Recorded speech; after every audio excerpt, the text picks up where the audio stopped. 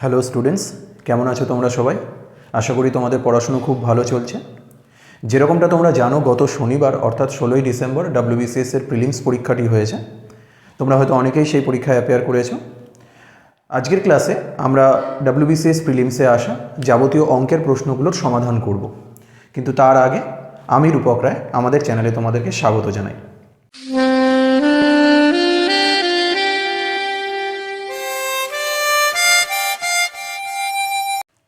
তো দেখো, প্রথম প্রশ্ন আমাদের যেটা দিয়েছে সেখানে একটা শ্রেণী দিয়ে দিয়েছে ফ্র্যাকশন এবং ফ্র্যাকশনের বিয়োগ আকারে, এবং আমাদের কাছে জানতে চাইছে এই শ্রেণীটার মান কত দিয়েছে। 1 - 1/3 ইন্টু 1 - 1/4 ইন্টু 1 - 1/5 এইভাবে চলতে থাকবে এই শ্রেণীটা, অর্থাৎ নিচের সংখ্যাটা আস্তে আস্তে 1 2 করে বাড়তে থাকবে, 3 4 5 6 7 8 9 করে বাড়তে একদম কত অবধি যাবে? এটা 99 100 পর্যন্ত যাবে। ঠিক আছে, এবং এই সবকটা ব্র্যাকেটের ভেতরে যে রাশিগুলো আসবে সেগুলোকে গুণ করে এক্স্যাক্ট গুণফলটা কত আসবে আমাদের কাছে সেটা জানতে চেয়েছে। তো এতগুলো গুণ তো আমাদের পক্ষে করা সম্ভব নয়, তাই না? কারণ এর ভেতরে 3 4 5 থেকে শুরু করে 99 100তে গিয়ে থামছে, মাঝখানে ডেফিনেটলি অনেকগুলো সংখ্যা আছে।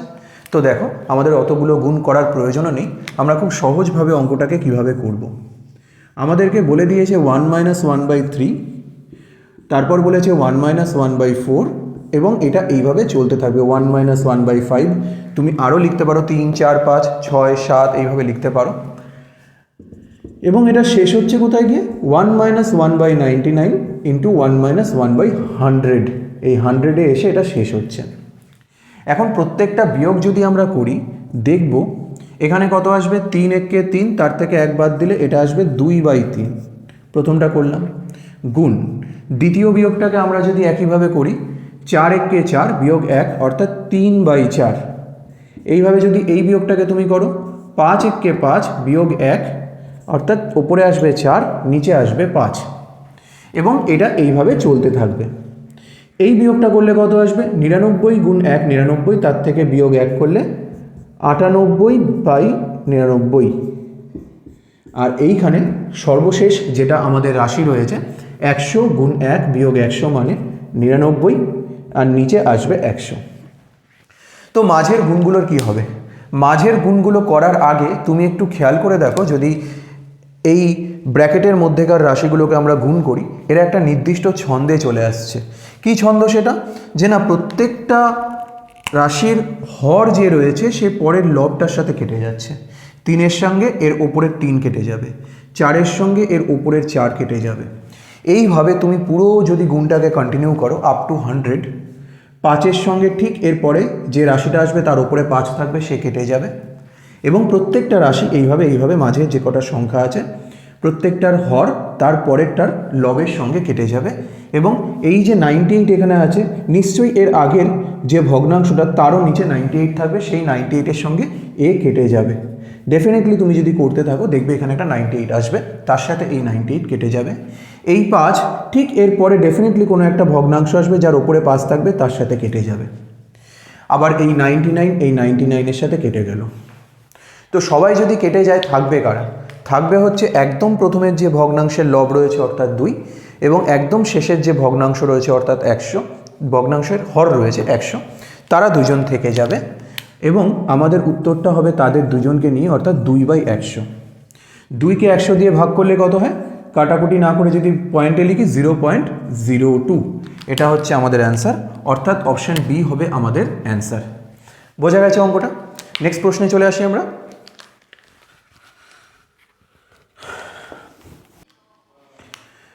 দেখো, আমরা দ্বিতীয় প্রশ্নে যদি চলে আসি, দ্বিতীয় প্রশ্ন বলছে একটা ত্রিভুজের বাহুগুলোর অনুপাত 1/20 1/15 1/12। তোমরা জানো ত্রিভুজের 3টে বাহু থাকে, এবং সেই 3টে বাহুর অনুপাত কত হবে আমাদের বলে দিয়েছে। পাশাপাশি আমাদের ওই ত্রিভুজটার পরিসীমা কত হবে সেটাও বলে দিয়েছে, এবং আমাদের কাছে জানতে চাইছে ত্রিভুজটির বৃহত্তম বাহুটির দৈর্ঘ্য কত। ঠিক আছে, কি করে করব? আচ্ছা, প্রথমে বাহুগুলোর অনুপাত বলে দিয়েছে, সেই অনুপাতটাকে লেখো। কত বলেছে?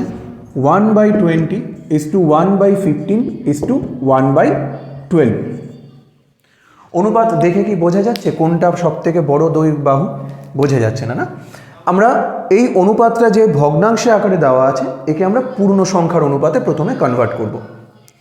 একটা ভগ্নাংশে থাকা অনুপাতকে কি করে পূর্ণ সংখ্যার অনুপাতে কনভার্ট করতে হয় না, সেই ভগ্নাংশের যে অনুপাতগুলো রয়েছে তাদের যে হরগুলো রয়েছে সেই হরগুলোর লসাগু বের করো এবং সেই লসাগু দিয়ে প্রত্যেকটা ভগ্নাংশকে গুণ করো। কত কত রয়েছে? 20 রয়েছে, 15 রয়েছে এবং 12 রয়েছে। 20, 15 এবং 12 যদি তুমি লসাগু করো দেখবে এই তিনটের লসাগু আসবে 60। তোমার পরের কাজ হবে এই প্রত্যেকটা ভগ্নাংশকে 60 দিয়ে গুণ করা, তাহলে এই যে অনুপাতটা ভগ্নাংশে রয়েছে সেই অনুপাতটা পূর্ণ সংখ্যার অনুপাতে চলে আসবে। তাহলে 1/20কে আমরা গুণ করব 60 দিয়ে, তারপর 1/15 আছে একেও আমরা 60 দিয়ে গুণ করব, তারপর 1/12 আছে একেও আমরা 60 দিয়ে গুণ করব। 20 দিয়ে 60কে গুণ করলে কাটাকাটি করলে হবে 3, 15 দিয়ে 60কে কাটলে হবে 4, 12 দিয়ে 60কে কাটলে হবে 5। অনুপাতটা কত আসলো? 3:4:5। তো আমরা এখনো উত্তর আসেনি, আমরা কি করলাম এই যে অনুপাতটা আমাদের ভগ্নাংশে বলে দিয়েছে, ভগ্নাংশের অনুপাত বলে দিয়েছে, তাকে আমরা পূর্ণ সংখ্যার অনুপাত বানিয়ে নিলাম। এখন আমাদের দৈর্ঘ্য কার চেয়েছে? দৈর্ঘ্য চেয়েছে বৃহত্তম বাহুটার। এখন এই তিনটে বাহুর অনুপাত থেকে বোঝাই যাচ্ছে যে বৃহত্তম বাহু এই যে 5, কারণ এটা 4 এটা 3, দুটোই 5-এর থেকে কম, তো বৃহত্তম বাহু এইটা। এই বাহুটার দৈর্ঘ্য আমাদের কাছে চেয়েছে এবং আমাদের কাছে পরিসীমা বলে দিয়েছে 30 সেন্টিমিটার। তো নেক্সট কাজ কি আমাদের? এখান থেকে আমরা বৃহত্তম বাহুটির দৈর্ঘ্য বের করব। তো লিখবে, সুতরাং বৃহত্তম বাহুটির দৈর্ঘ্য হবে, বৃহত্তম বাহুটির দৈর্ঘ্য বের করতে হবে তোমাকে। কি করে বের করবে? তোমাকে পরিসীমা কত বলে দিয়েছে? পরিসীমা বলে দিয়েছে 30 সেন্টিমিটার। তাহলে তুমি 30কে গুণ করবে, যে বাহুটার দৈর্ঘ্য বের করছো তার অনুপাতটাকে উপরে রাখবে এবং নিচে এই তিনটে অনুপাতকে যোগ করে দেবে। 3 + 4 + 5, 3 + 4 + 5। তাহলে 30কে আমরা গুণ করব ওপরে 5, নিচে 5, 6, 7, 8, 9, 10, 11, 12 দিয়ে। 6 দিয়ে কাটলে 5, 6, 30, 6 দুগুণে 12, এটা আসবে কত? 25/2। 25/2 মানে তোমরা জানো 12.12 সেন্টিমিটার। অর্থাৎ আমরা পেয়ে গেলাম এই যে ত্রিভুজটার অনুপাত আমাদের বলে দিয়েছে তিনটে বাহুর, সেই ত্রিভুজটার বৃহত্তম বাহুটির দৈর্ঘ্য কত? 12.5 সেন্টিমিটার হচ্ছে ত্রিভুজটির বৃহত্তম বাহুর দৈর্ঘ্য।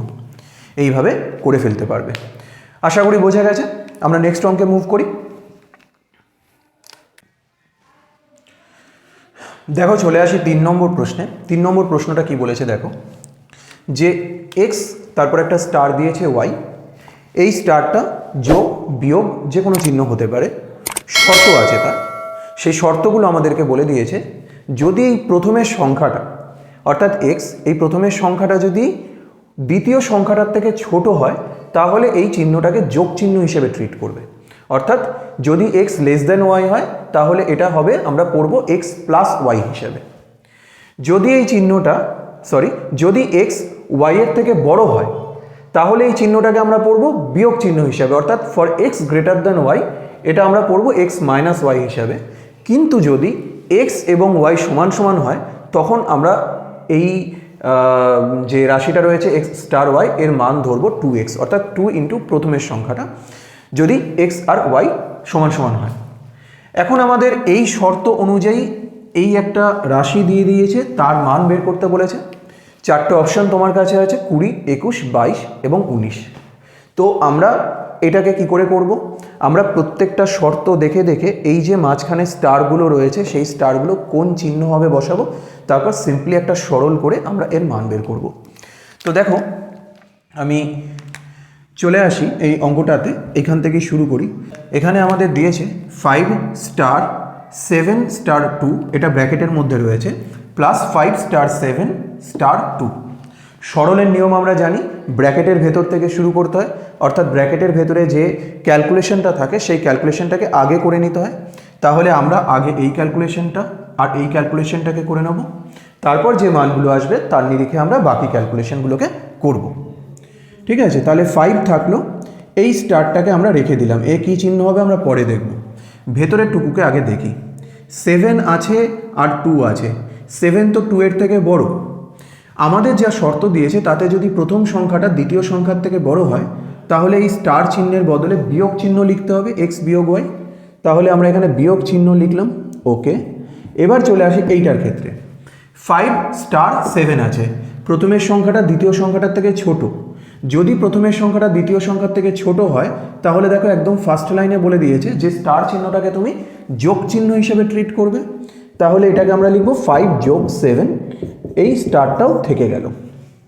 এখন এই 5 স্টার এই 7 মাইনাস 2 করলে কত হবে, 5 হবে, যোগ 5 আর সাথে কত হবে 12, আর এই স্টার দিয়ে 2। এবার এদেরকে আমরা দেখি। আমরা দেখতে পাচ্ছি স্টার চিহ্নের দুই পাশে যে সংখ্যা দুটো আছে তারা সমান সমান, রাইট? যদি স্টার চিহ্নের দুই পাশে সমান সমান সংখ্যা থাকে, অর্থাৎ এক্স আর ওয়াই সমান হয়, দুই পাশের সংখ্যা দুটো সমান হয়, তখন কি করতে বলেছে আমাদের? 2 দিয়ে মাল্টিপ্লাই করতে বলেছে, তাই না? তাহলে এখানে আমরা 2 ইন্টু 5 করবো, ওকে করলাম। প্লাস 12 আর 2 এর মধ্যে দেখো 12 বড়, প্রথমটা বড় দ্বিতীয়টা ছোট।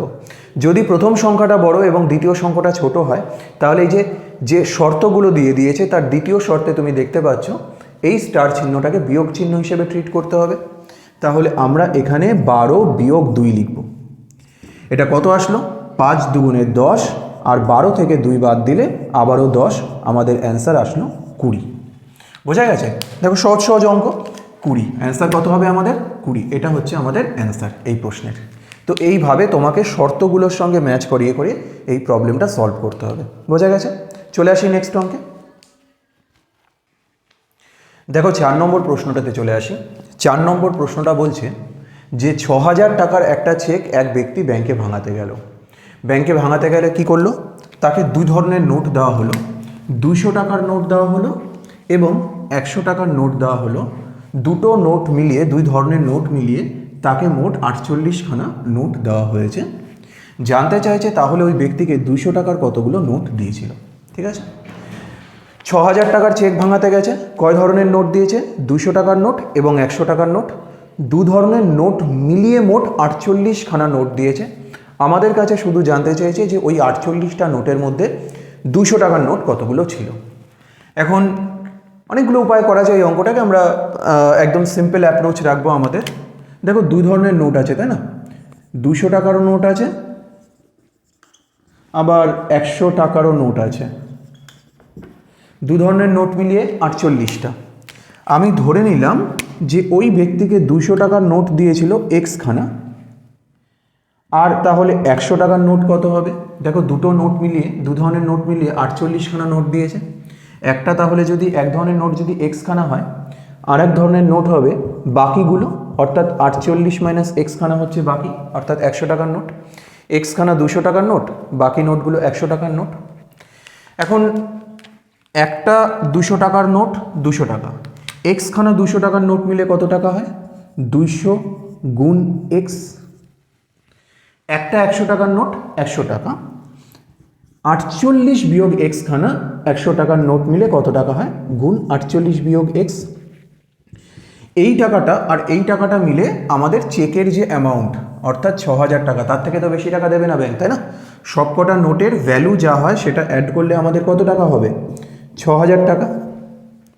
তো এখান থেকে আমাদের সমাধান করে এক্সের মানটা আমরা বের করব। বের করি।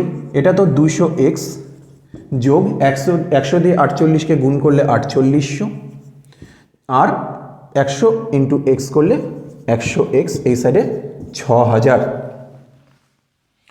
200 এক্সের থেকে যদি তুমি 100 এক্সকে বাদ দাও, ওই পাশে পড়ে থাকবে 100 এক্স। 4800 ওই পাশে চলে গেলে 6000 থেকে 4800 বিয়োগ হবে।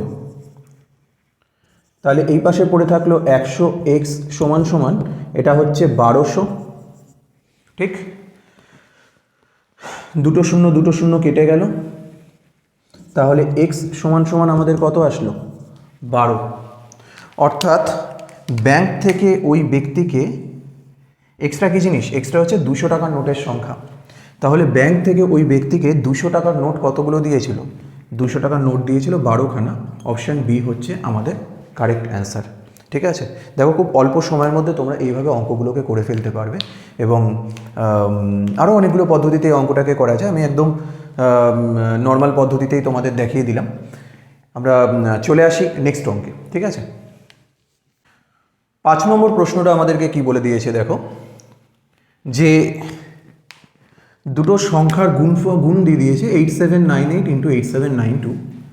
বলেছে যে এই সংখ্যাটার সঙ্গে কোন ক্ষুদ্রতম সংখ্যা যোগ করলে এ একটা পূর্ণবর্গ সংখ্যা হবে।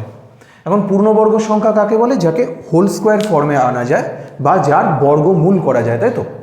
তো আমাদেরকে এই সংখ্যাটাকে পূর্ণবর্গ আকারে আনতে হবে। পূর্ণবর্গ আকারে আনার জন্য এই সংখ্যার সাথে কত যোগ করতে হবে সেইটুকু আমাদের কাছে জানতে চেয়েছে। এখন কিভাবে করবে এই অঙ্কটাকে দেখে নাও, একদম সহজতম উপায়ে। দিয়েছে তোমাকে 8798 ইন্টু 8792। দেখো এই লাস্টের ডিজিট দুটো যদি একই ডিজিট হতো, প্রথম 3টে ডিজিট তো একই আছে তাই না, 879 এখানেও আছে 879। যদি লাস্টের ডিজিট দুটো একই হতো তাহলে ডাইরেক্ট গুণ করে এদেরকে হোল স্কোয়ার করা যেত, কিছুই যোগ করার প্রয়োজন হতো না। কিন্তু তা দেয়নি, এখানে দিয়েছে 8, এখানে দিয়েছে 2। তো আমি প্রথম সংখ্যাটাকে এইভাবে লিখলাম 8795 প্লাস 3।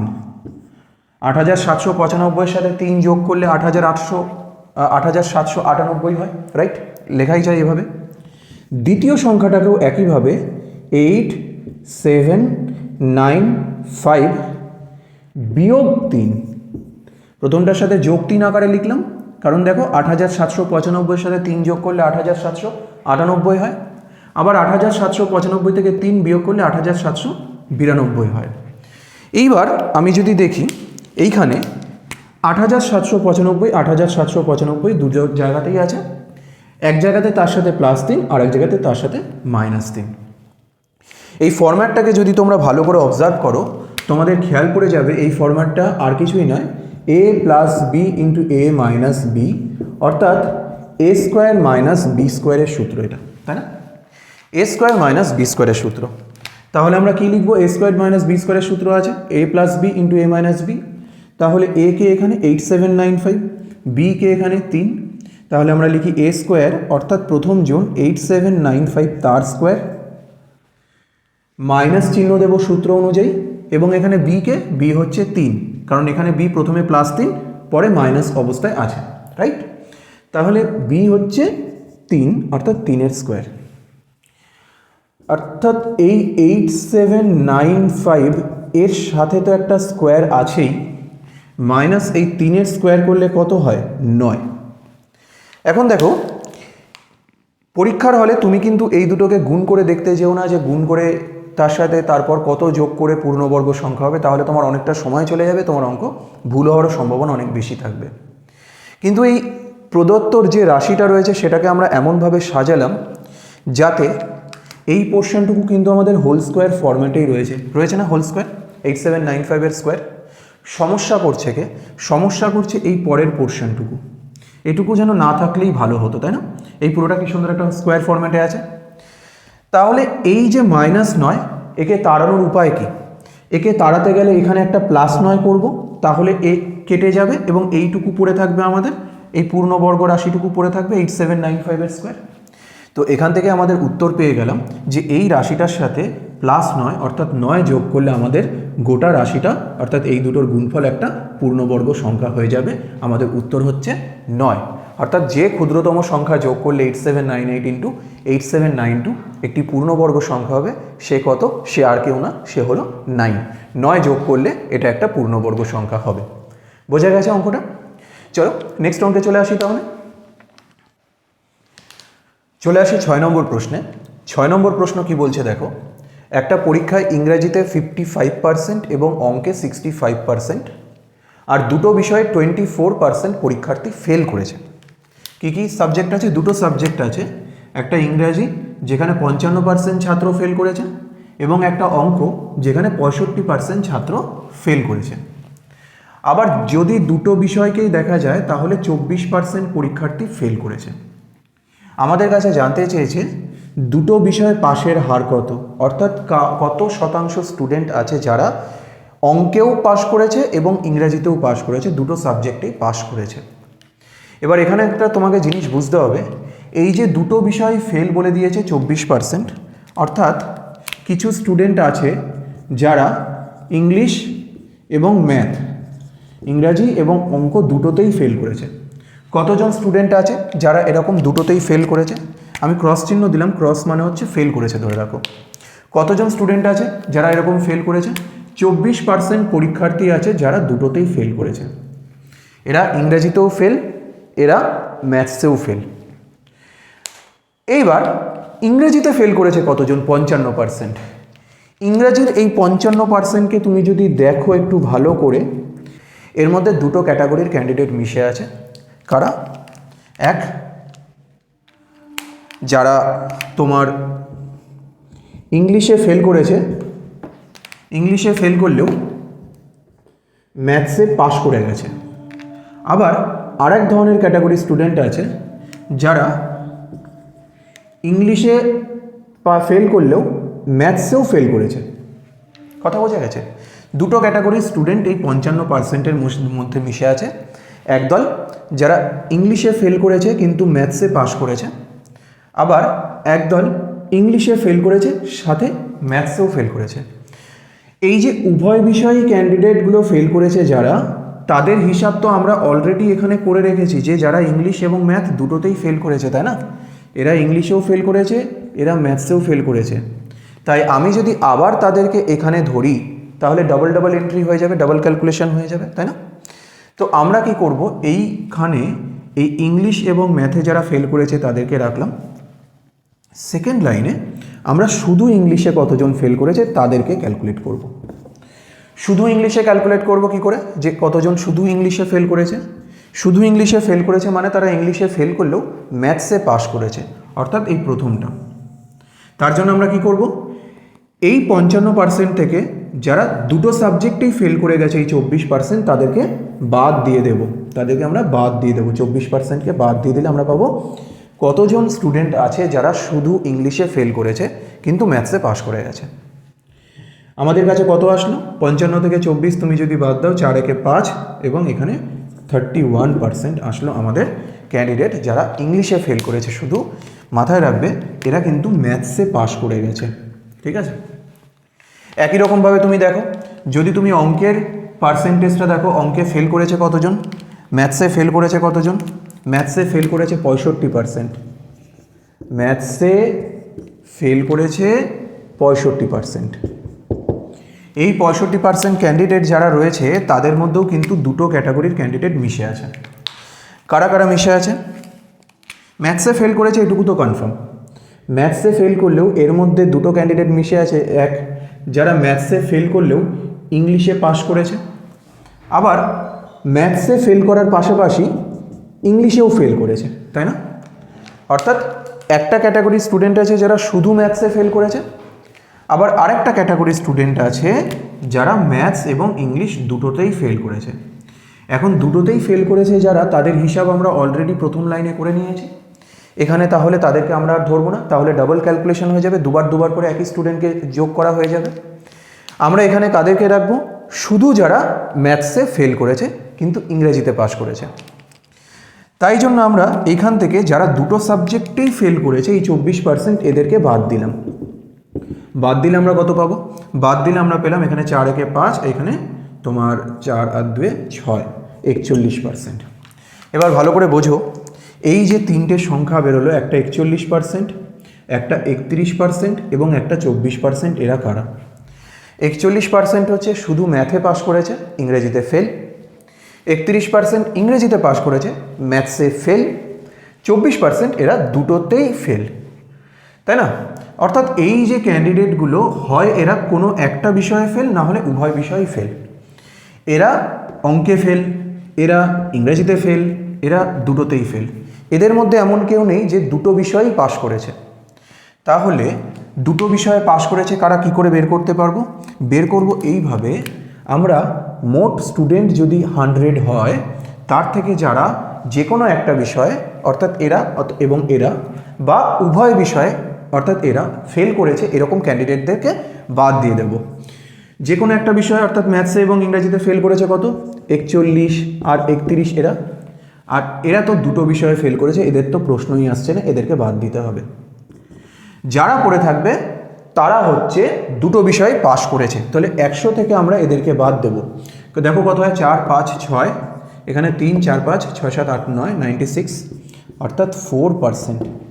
এই 4% ক্যান্ডিডেট যারা খুব ভালো করে পড়াশুনো করেছে এবং কোনো বিষয়ে ফেল করেনি, এরা উভয় বিষয়ে পাশ করেছে, এই 4% ক্যান্ডিডেট এইভাবে বের করব। তো এই স্টেপটা তোমরা মাথায় রাখবে। এখানে যদি তোমরা এই উভয় বিষয়ে যারা ফেল করেছে তাদেরকে বাদ না দাও, তাহলে কিন্তু এই যোগফলটা ভুলভাল আসবে, উত্তরটা তোমার ঠিকঠাক আনতে পারবে না। ঠিক আছে, তো এই স্টেপগুলো মাথায় রাখবে। আশা করি বুঝতে পেরেছো। যদি এই জিনিসগুলোকে তোমরা আরও ডিটেলসে বুঝতে চাও কমেন্ট বক্সে লেখো, আমি এই কনসেপ্টের উপরে আলাদা করে একটা ক্লাস নিয়ে আসবো। অলরেডি একটা পার্সেন্টেজের ডিটেল ক্লাস এবং তোমার লেকচার সিরিজ আমাদের চ্যানেলে আপলোড করা রয়েছে, আমি ডিসক্রিপশন বক্সে লিঙ্ক দিয়ে দেবো, তোমরা ওখান থেকে দেখে নিও। আর তারপরেও যদি তোমাদের কোনো রকম কনসেপচুয়াল আরও আইডিয়ার প্রয়োজন হয় বা একটু ডিটেলসে তোমাদের এই জিনিসগুলো বুঝতে চাও, তোমরা আমাকে লিখে জানাবে, আমি ডেফিনেটলি এগুলো নিয়ে ডিসকাস করব। আমি চলে আসি পরের অঙ্কে, 7 নম্বর প্রশ্নে। 7 নম্বর প্রশ্নটা দেখো। 7 নম্বর প্রশ্নে বলে দিয়েছে যে f(x) = 5 to the power x plus 1 by 5 to the power x plus 2 হলে f of minus x এর মান কত। এখন এই ধরনের অঙ্কগুলো খুবই সহজ কনসেপ্টটা কি, এই যে f(x) এই জিনিসটা, এটার কথা অর্থ হচ্ছে ফাংশন অফ x, মানে তোমাকে একটা সমীকরণ দিয়ে দিয়েছে যার মধ্যে কোথাও না কোথাও x রয়েছে। ঠিক আছে, x দিয়ে তৈরি, দ্যাট ইজ এটা ফাংশন অফ x। এটুকুকে বাদ দাও। দেখো তুমি যদি এটুকুকে দেখো, এইখানে 5 এর পাওয়ার x রয়েছে, এখানে 5 এর পাওয়ার x রয়েছে তো এই রাশিটুকুতে x, তাই না? ওটাকেই বলেছে ফাংশন অফ x। যদি এখানে x এর সাথে সাথে কোথাও y জুড়ে দিত, তাহলে এখানে লিখতো function of x and y, এইভাবে লিখতো। ঠিক আছে, তো ফাংশন অফ x তোমাকে বলে দিয়েছে 5 to the power x plus 1 by 5 to the power x plus 2। ওরা বলেছে যদি function of x equal to এটা হয়, তাহলে ফাংশন অফ মাইনাস এক্স এর মান কত হবে। এবং এই অঙ্কগুলো করার সবথেকে নর্মাল এবং সবথেকে সহজ নিয়ম হচ্ছে, যদি তোমাকে f(x) এরকম বলে দেয় কখনো, যেটার মান বের করতে বলবে সেখানে যেটা দিয়ে দেবে x এর জায়গায়, সেই সংখ্যাগুলোকে বসিয়ে দেবে। কি বললাম আরেকবার বলি, যেখানে যেখানে x থাকবে সেখানে সেখানে যার মান বের করতে বলবে তাকে বসিয়ে দেবে। এখানে f(x) এর মান বলে দিয়েছে, তোমাকে f of minus x এর মান বের করতে বলেছে, অর্থাৎ যেখানে যেখানে আমরা x পাবো সেখানে সেখানে মাইনাস x বসিয়ে দেবো। কখনো কখনো তোমাকে এখানে f of 3 এর মান বের করো, x এর বদলে এখানে বলে দিল f of 3, তখন তোমার কাজ কি হবে, যেখানে যেখানে তুমি x পাবে সেখানে সেখানে 3 বসিয়ে দেবে। যদি f of 10 বলে দেয়, যেখানে যেখানে তুমি x পাবে সেখানে সেখানে 10 বসিয়ে দেবে। এখানে আমাদের মাইনাস এক্স বলেছে, তাহলে আমরা যেখানে যেখানে x পাবো সেখানে সেখানে মাইনাস এক্স বসিয়ে দেখবো মানটা কত আসে। ঠিক আছে, তো চলো দেখো, বলে দিয়েছে আমাদের f of x equal to 5 to the power x plus 1 by 5 to the power x plus 2, ওকে। এবং আমাদের কাছে জানতে চেয়েছে f of মাইনাস এক্স কত। আগেই বলেছি f of মাইনাস এক্স মানে যেখানে যেখানে আমরা এখানে x পাবো সেখানে সেখানে মাইনাস এক্স বসিয়ে দেবো। তাহলে এটা আসবে 5 to the power minus x plus 1 by 5 to the power minus x plus 2 আসলো। এখন কোনো একটা সংখ্যা, সেই সংখ্যার মাথায় যে থাকে সে হচ্ছে তার পাওয়ার, রাইট? এবং সেই পাওয়ার যদি মাইনাসে থাকে, দেখো এখানেও পাওয়ার মাইনাসে আছে, এখানেও পাওয়ার এই যে মাইনাসে আছে, মাইনাস এক্স, এরও পাওয়ার মাইনাস এক্স। কোনো সংখ্যার যদি পাওয়ার মাইনাসে থাকে, সেই মাইনাসকে তাড়ানোর উপায় হচ্ছে সংখ্যাটাকে তার অনন্যক আকারে লেখা, অর্থাৎ লবকে হর, হরকে লব করে লেখা। এখানে 5 to the power minus x আছে, এই মাইনাসকে তাড়াতে গেলে এখানে একে আমরা লিখব 1 by 5 to the power x, এবং মাইনাসটাকে আর লিখবো না, কারণ অনন্যক আকারে লিখেছি, মাইনাস চিহ্নটা ভ্যানিশ হয়ে যাবে, হয়ে গেল 5 to the power x। ঠিক আছে, একই রকমভাবে একে তো উল্টে দিলাম মাইনাসটাকে তাড়ানোর জন্য, বাকি পোর্শনটুকু 5 to the power x থেকে গেল, কিন্তু নিচে, ওপরে আর না। একেও একই কাজ করব, এখানে 5 to the power minus x নিচে আছে, এক ওপরে আছে, এই মাইনাসটাকে তাড়াতে গেলে একে অনন্যক আকারে লিখব, অর্থাৎ উল্টে দেব। এই 5 to the power minus x যদি ওপরে যায় 5 টু দি পাওয়ার এক্স হয়ে যাবে, মাইনাসটা আর থাকবে না, অনন্য আকারে লিখলে মাইনাস চিহ্নটা ভ্যানিশ হয়ে যায়। আর 2-এর সাথে তো কোনো কিছু নেই, 2-2 মতন বসে গেল। এখন এই 5x-কে যদি আমি আগে নিয়ে আসি, 5 টু দি পাওয়ার এক্সকে যদি আগে নিয়ে আসি আর 1/5 টু দি পাওয়ার এক্সকে যদি তারপরে নিয়ে যাই, লাস্টের 2কে অ্যাজ ইট ইজ রেখে দিই, এই জিনিসটাকে কিন্তু চেনা চেনা লাগছে। জিনিসটাকে চেনা চেনা লাগছে, কোথায় চেনা চেনা লাগছে? এটাই তো অ্যাকচুয়ালি এফএক্স, এই 5 to the power x plus 1/5 to the power x plus 2 অর্থাৎ এফএক্স, তাই না? এটাই তো এফএক্স, তাই না? Function of x. তাহলে আমরা দেখলাম ফাংশন অফ মাইনাস এক্সের মান ক্যালকুলেট করে যা আসে সে আর কেউই না, সে ফাংশন অফ এক্সের সঙ্গে সমান। এখানে এক্সের বদলে মাইনাস এক্স বসালে মানের কোনো পরিবর্তন হয় না, অর্থাৎ ফাংশন অফ মাইনাস এক্স আর ফাংশন অফ এক্স দুজনের সমান।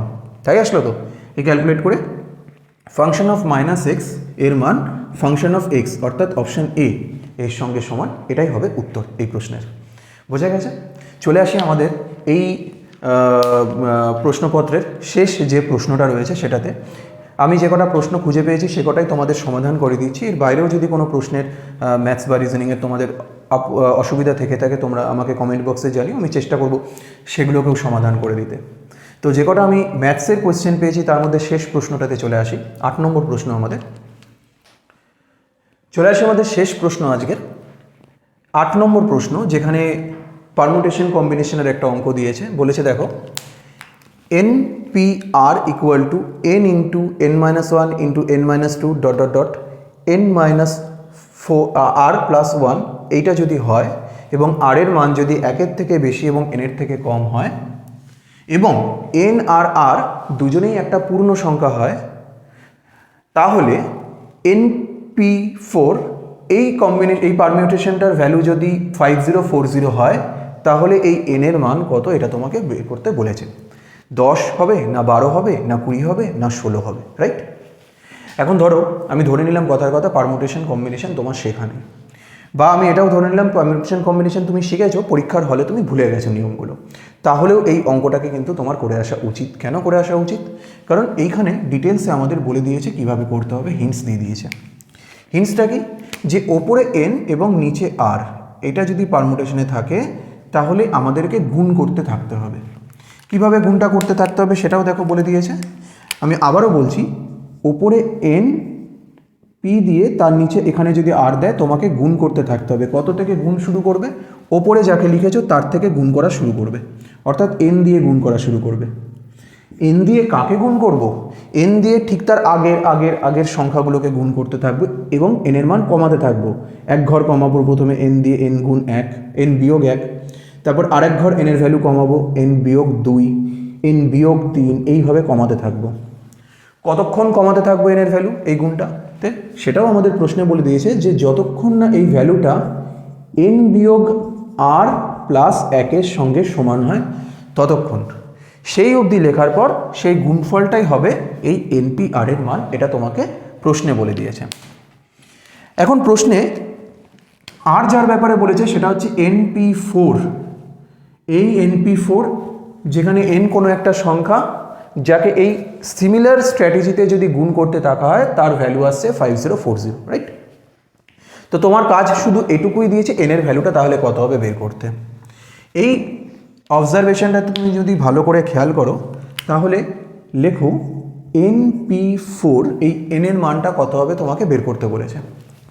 এখন এক্ষেত্রে বেস্ট উপায় হয় আমরা অপশন টেস্ট যদি করি, n এর জায়গায় 10, 12, 20 এবং 16 বসিয়ে দেখব যে কোন ক্ষেত্রে এই ছন্দে ফেললে NP4টার ভ্যালু 5040 আসছে। ঠিক আছে, আমরা শুরুতে শুরু করি n এর মানকে 10 ধরে, প্রথম অপশনটা। তাহলে এখানে n এর জায়গায় আমি লিখলাম 10, 10p4। ওকে, নিয়ম অনুযায়ী কি? নিয়ম অনুযায়ী হচ্ছে যেটা আমাদের বলে দিয়েছে সেই অনুযায়ী কি, যে সংখ্যাটাকে এখানে লিখবো সেখান থেকে গুণ শুরু করব, তাই তো? অর্থাৎ 10 থেকে গুণ শুরু করব, 10-এর ভ্যালু এক ঘর করে কমাতে থাকবো। কত অবধি কমাবো? যতক্ষণ না এই n-r বা প্লাস 1-এ চলে আসে। nকে আমরা কত ধরে নিয়েছি এই অঙ্কটাতে? 10 ধরে নিয়েছি।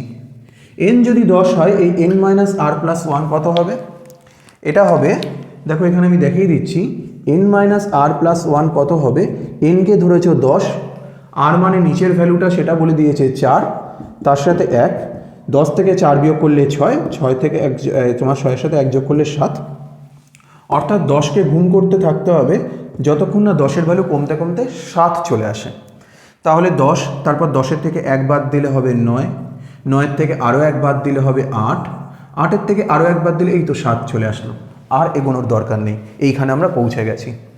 এবার এই চারজনকে গুণ করে দেখতে হবে 5040 আসছে কিনা। আমি 9 আর 10-এ গুণ করলাম 90, 7 8-এ গুণ করলাম 56, শূন্য থাকলো, 6 9 54, 4 হাতে 5, 5 9 45, 5 50, 5040। দেখো আমরা লাকি, আমাদের প্রথমবারই চলে আসলো 5040। এটাই তো এখানে আনতে বলেছে। কত ধরে এসেছে এনের ভ্যালু? এনের ভ্যালু 10 ধরে এসেছে, তার মানে এনের মান অবশ্যই 10 হবে। এটাই হচ্ছে এই প্রশ্নের উত্তর, যে এনের ভ্যালু 10 হলে তবে NP4 এর মান 5040 হয়। তো আশা করি তোমরা প্রত্যেকটা প্রশ্নের সমাধান খুব ভালোভাবে বুঝতে পেরেছো। এরপরেও যদি তোমাদের কোনো ডাউট থাকে তোমরা কমেন্ট বক্সে ডেফিনেটলি লিখবে এবং আমি চেষ্টা করব তোমাদের কোয়ারিগুলোকে সলভ করার জন্য। এছাড়া আমাদের আপকামিং এক্সামগুলোর জন্য আমাদের অফলাইন এবং অনলাইন বিভিন্ন রকমের ক্লাস রয়েছে, যেখানে তোমাদের আসন্ন যে সমস্ত পরীক্ষাগুলো রয়েছে সেগুলো সম্পর্কে গাইড করা হয়। তো তোমরা যদি তার ব্যাপারে ডিটেলসে জানতে চাও আমাকে কমেন্ট বক্সে জানাবে, বা নিচে দেওয়া ফোন নাম্বারে আমাকে ফোন করে আমার সাথে যোগাযোগ করতে পারো। ঠিক আছে, তো এই ছিল আজকের জন্য, এইটুকুই থাক। থ্যাংক ইউ প্রত্যেককে।